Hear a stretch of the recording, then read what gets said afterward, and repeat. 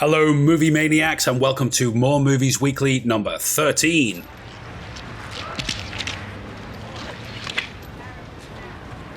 Yo, man, it's cool. It's cool, man. It's cool. This is the podcast where we like to talk about film, movies, cinema, all of that stuff. My name's Greg Fisher. I'm joined, of course, by the main man himself, David Roberts. How you doing, Dave? I'm very well, sir. Very well. How are you? I'm all right, thanks. How did you enjoy your week off? I did. It was very enjoyable. Very relaxing. Good. Do anything fun? Well, just, visiting a few people and enjoying a bit of nature, That's it. You can't beat a bit of nature. Nature boy. That's what you are. Okay, fella. Well, let's get straight on with it because we've got loads to talk about. We've had a week off and there's been crazy amount of stuff happening. So let's get straight on with the show. So this week we have been watching a film called Nobody. This is a brand new film, 2021, stars Bob Odenkirk or however you say his name. Most people will know him as Saul from Breaking Bad or the spin-off show Better Call Saul. Better call Saul. Pretty good actor, pretty good fun. Usually sort of comic actor, not somebody you would associate with this type of action thriller, and that's certainly what it is. Bags of action, loads of punching, shooting, kicking, all sorts of bones breaking, craziness going on. Dave, what a film. What do you think about it? It was tremendous fun. Fun is the key word of it all, because it's not particularly a groundbreaking film or a clever film, but in terms of just kick-ass action, being tremendous fun, the lines, its style and stuff, it was so much fun to watch. It was a fun, flashy, dumb thriller, and he did a great role. A very deadpan performance. Yeah. And blurs that line perfectly of this kind of what is at first a domesticated, pretty depressed house husband in suburban America into a kick-ass, lethal weapon, essentially. A lethal weapon. Well, that's it. To set it up for people a bit, Bob Odenkirk plays this guy. He's kind of like mild-mannered, nice guy. A little bit like Walter White in a way, talking of Breaking Bad. He's kind of goes about his day just looking after his family. He goes to work. He has quite a boring life. You get all this montage at the start that shows the bin men just driving off, and he's just brought the bins out too late. And it's kind of like, just an average schmo sort of life. And then there's a home invasion and they've got burglars in the house. And obviously he gets the golf club out and he has them in front of him and he can take a swing at them. But for some reason he doesn't. He kind of has mercy on them in a sense. And his son helps him sort of grapple one of them down and he's like, let him go. Just let him go. And they let him go. But then he's living with this kind of guilt that, his home got invaded. He's kind of like didn't do enough. He could have done something, but he didn't. And then we find out he's not just your average guy who's just like, your boring old go to work type of average fella. He is an CIA spook or something like that. He's some sort of, An auditor, they call him, don't auditor. Now, this word, that's a strange word, isn't it? Auditor, that for me evokes kind of like somebody who turns up at your door with a clipboard and says, how many miles do you travel by train each week? What's your favourite type of Italian sausage? That to me is what an auditor is. But obviously in this sense, an auditor is somebody you don't want to mess with. Yeah, he certainly gave him a receipt. It's very interesting. It's a very interesting film because, of course, it is just an action film, but it does what it does brilliantly. Yeah. It's uncomplicated, but in that uncomplicatedness, it delivers real visceral action and some of the best action I've seen in quite a while. Yeah. In these kind of films. Quite realistic, I thought, because it wasn't like one of these where, The Rock or Vin Diesel or someone just slams through everyone and doesn't even get a graze.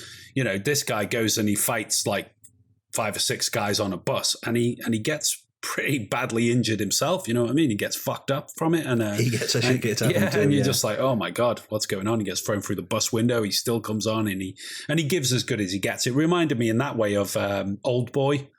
You know, that famous scene in the tunnel where he takes on about a whole gang of guys and he just really gives it to them. But in the same scene, he gets stabbed in the back. He gets his, black eyes, broken ribs, the rest of it. So, yeah, very violent. And I do agree with you. It did well what it did. It did what it did well. That's what I meant to say. But it's a film, to be honest, I would never have gone near because I've seen the poster for it and he's got like, all of these fists in his face, like, and it's like, oh, there's Bob Odenkirk from Better Call Saul. Whatever. But to be honest, I see Mark Commode tweet about it and said, this is the best film in British cinemas at the moment. And I thought, well, if Commode's saying that, it must be worth a sniff. Let's have a look. I watched the trailer and then I thought, okay, this actually looks quite good. And then obviously we watched it and I really enjoyed it too. It's not usually my sort of thing, but like you said, it's just so well done. It's not groundbreaking. It's nothing massively new. It's a home invasion film, but it was done in a way that was very enjoyable. I found the editing was very snappy. There was a lot of sort of levity in there, a lot of jokes that were kind of cracked, and they weren't corny, cheesy jokes either. It was the kind of stuff that self-references, and you're kind of like, that's quite funny. So I enjoyed that aspect of it just as much, and I think that's important with something like this. Enjoying the meal? I came for the show. Cute.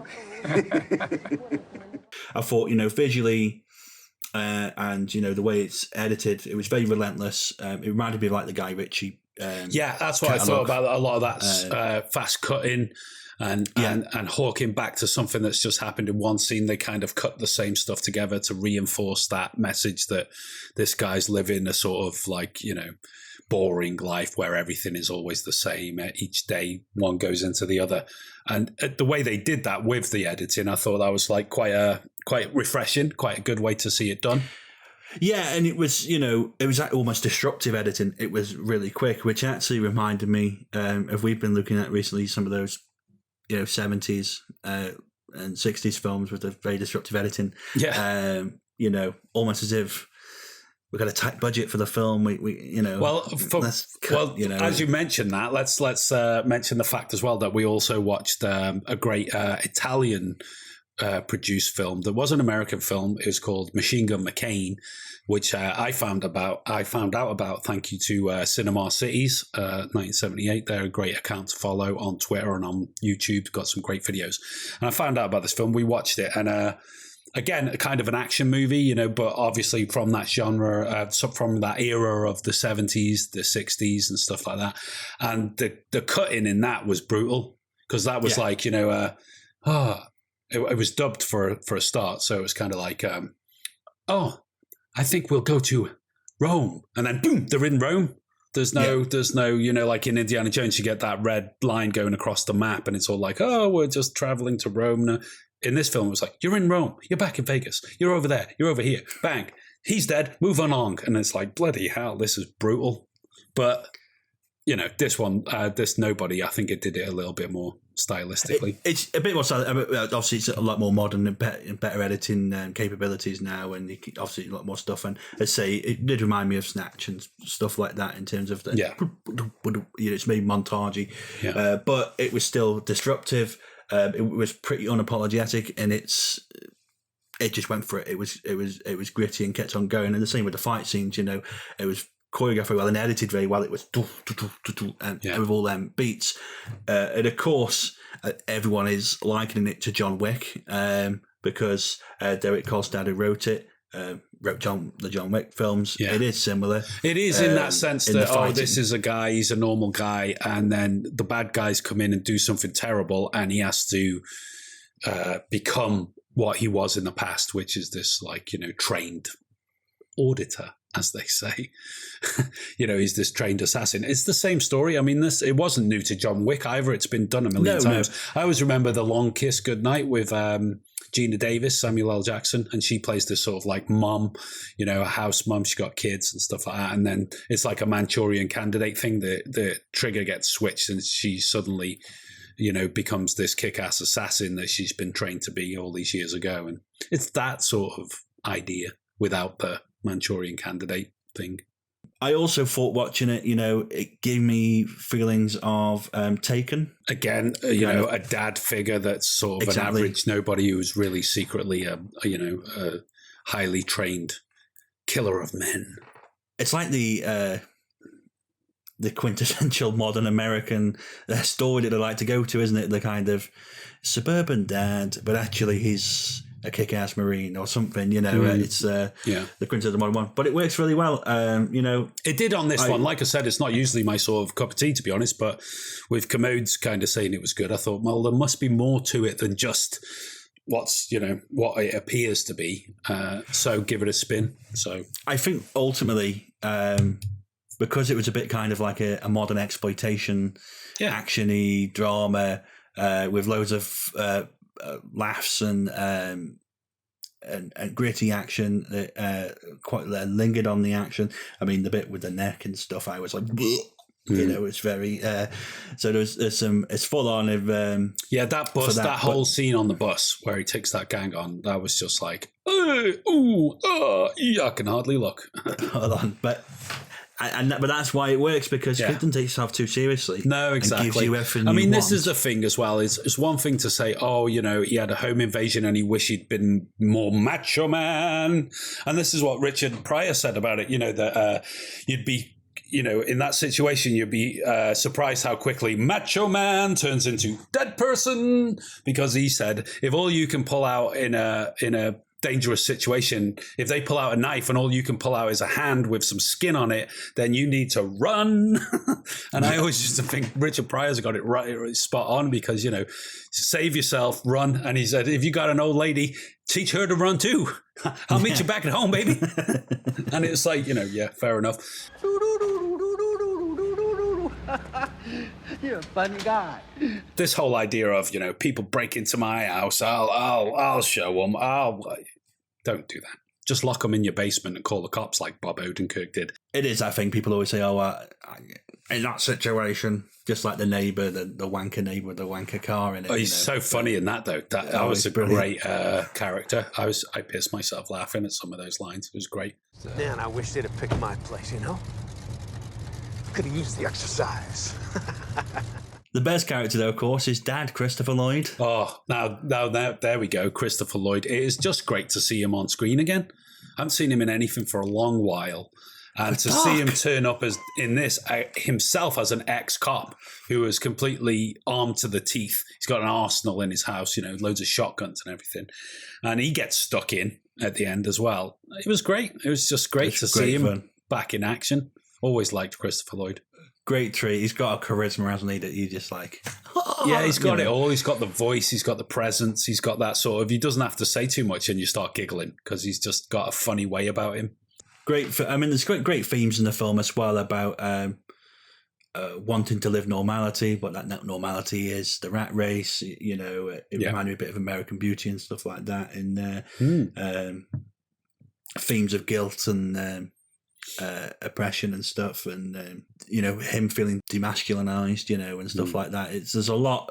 There is things packed in there. It was great, bloody fun. I advise anyone who likes action movies, and there's a lot of people who do, to watch it because it's great. And good on Bob Odenkirk. Great to see him kind of doing some more, movies and stuff like that. He's sort of following in the wake of Bryan Cranston in a way. It's a bit like Steve Carell following in the wake of Jim Carrey.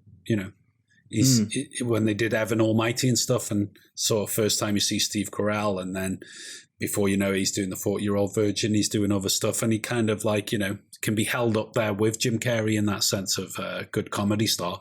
It's kind of like Bob's doing the same thing for middle-aged men that want to appear to be more than just a maths teacher or a chemistry teacher. They are also auditors. Who the fuck are you? Nobody. Okay, so in other news this week, we've had a big landmark announcement. The Beatles Get Back, which was due to be in the cinemas a short few months away. is no longer coming to the cinemas. It's now going to be a 6-part documentary on Disney Plus.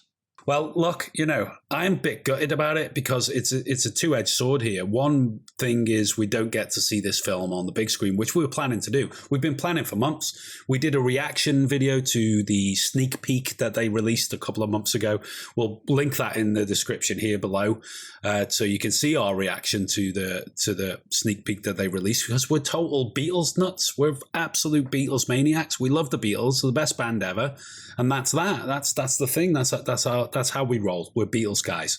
So, the fact that they're bringing this film, back to life in a way, because it is Get Back. It's the Get Back movie, but, Michael Lindsay hogging everything. But whereas he just used out of 50 odd hours, he just cut this film together where the Beatles are all a bit like, we're breaking up and we don't love each other anymore. Well, as Peter Jackson's come along and gone through that 50 odd hours worth of footage, now I think it's 60 odd hours worth apparently, and has showed that actually there were happy times and there was some good stuff in there that the public should see. So we're like, yeah, great, let's have it. We'll watch this great movie. We'll see the Beatles on the big screen. We'll get the rooftop concert, them creating all this great music in the studio, all the fantastic clothes and costumes. It's going to be wonderful. And then it's like, no, actually now we found so much of it. We're not going to do a theatrical release. We're just going to make a mini series and put it out on video on demand. And it's like, oh.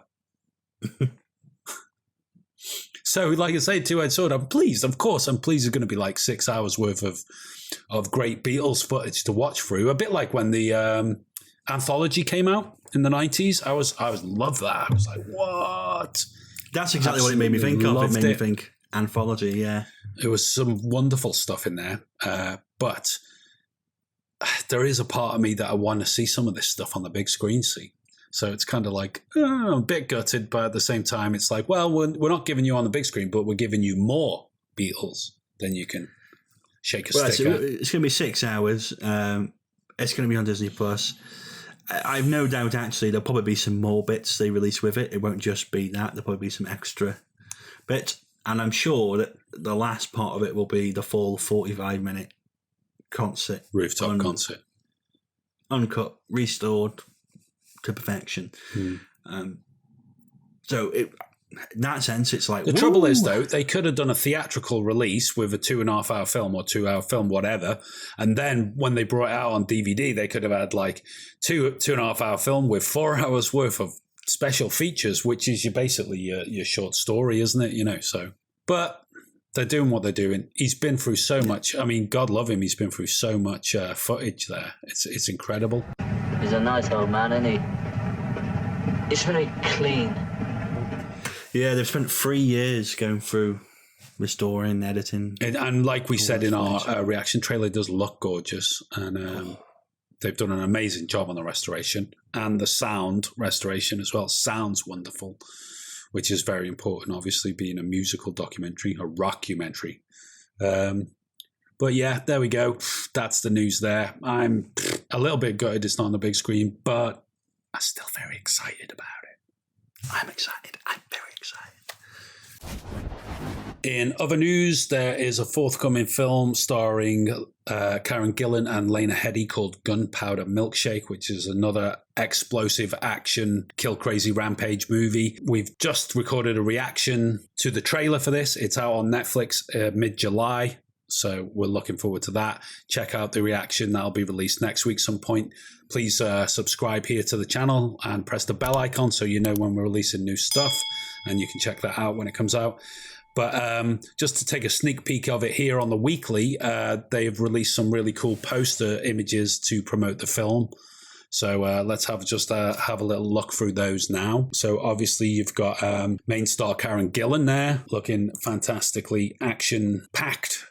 You've got like a character from Fortnite, doesn't she? A little bit. Jacket, it's pretty cool. It's cool for the kids. Lena Headey, of course, who is most people will know from Game of Thrones. You've got Carla Gugino. You've also got Michelle Yeoh, who a lot of people will remember from the Bond film Tomorrow Never Dies. She's great. Angela Bassett, of course, the great Angela Bassett, who I always loved. What's Love Got to Do with It? The Tina Turner biopic. I used to watch it obsessively when I was a youngster. I used to watch it over and over again.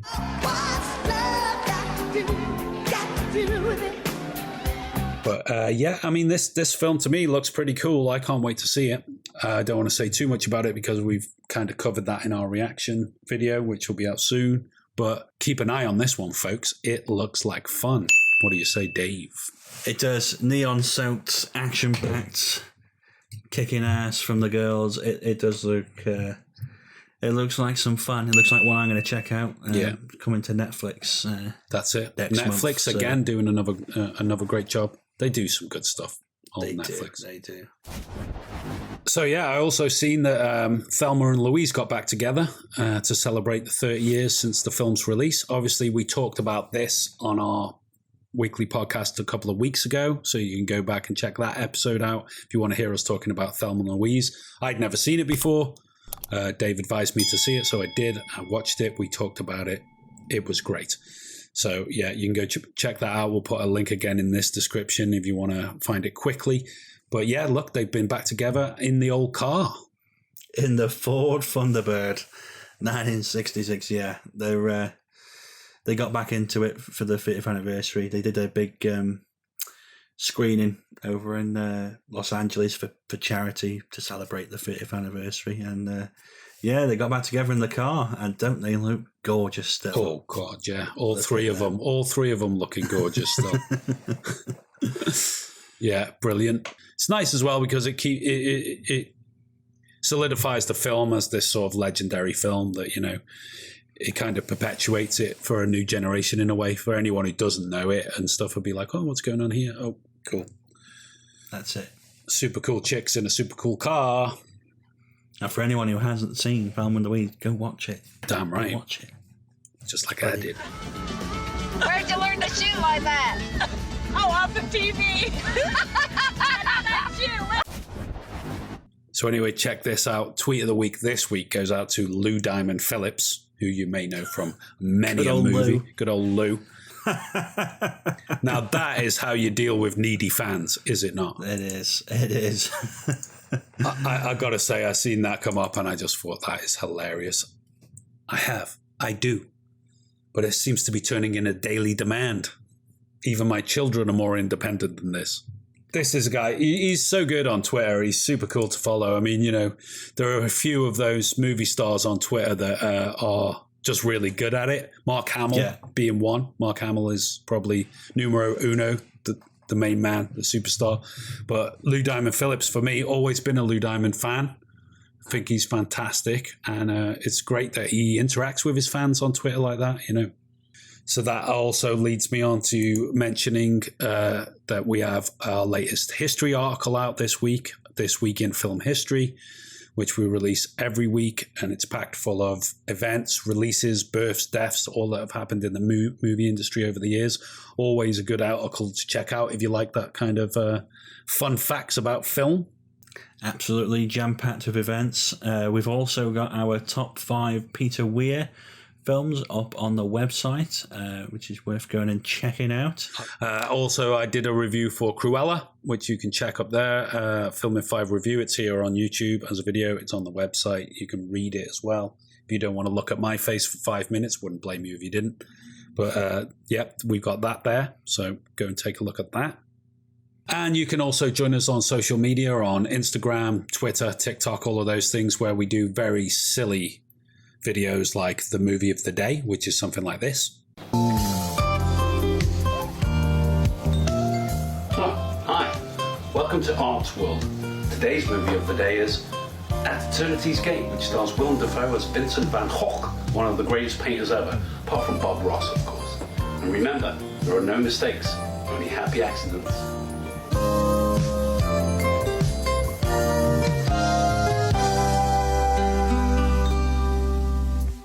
And remember, if you enjoy our content here, you can support us by buying us a coffee at buymeacoffee.com. We've had that going for a while. I want to say thank you very much to Timotheus, Michelle, and Monica, who have all donated recently. Thanks very much, guys. We're enjoying the coffees as we speak. I've got a pot on right now. Colombian roast, finest you can buy. I don't need you to tell me how fucking good my coffee is, okay? I'm the one who buys it. I know how good it is. That's it, and I've really enjoyed my cappuccino, so thank you very much, guys. Very much appreciated. If you like our content, please, jump on buymeacoffee.com. It's very much appreciated. We've also just set up a Patreon, which you can check out, link in the description down below, where you can also support us if you prefer that platform and you're already there. We will be adding tiers and extra content exclusive to Patreon in the coming months, so do keep an eye out on that. Yeah, watch this space. We got some great stuff coming up there. So yeah, that's it for another week. Thanks very much for joining us. Please leave us a comment here and smash the like button. We really appreciate that too. Just sharing our content for us on social media and stuff. We really appreciate that stuff. We realize not everybody's got the extra funds to be able to put their hand in their pocket. So there are other ways to support us. You can share our tweets and just put the word out there. We really appreciate that too. So thanks very much for joining us again for another weekly. And Dave, I think we'll come back next week and we'll talk some more movies, films, cinema, stuff like that. Does that sound all right to you? That sounds fantastic. That sounds fab. Okay, brother. Check you next week. Thanks for joining us. Peace and love. That's it for this video. Let us know your thoughts in the comments down below. And remember to like, share and subscribe right here on YouTube. For more film reviews and articles, join us on our website moremovies.co.uk. Or join us on social media at More Movies For You. That's on Facebook, Twitter, Instagram, TikTok, all across the board. You know the score. If you enjoy our content, please consider supporting us at buymeacoffee.com or join us on patreon.com. Links in the description down below. And for more filmtastic content, click one of the buttons on screen now.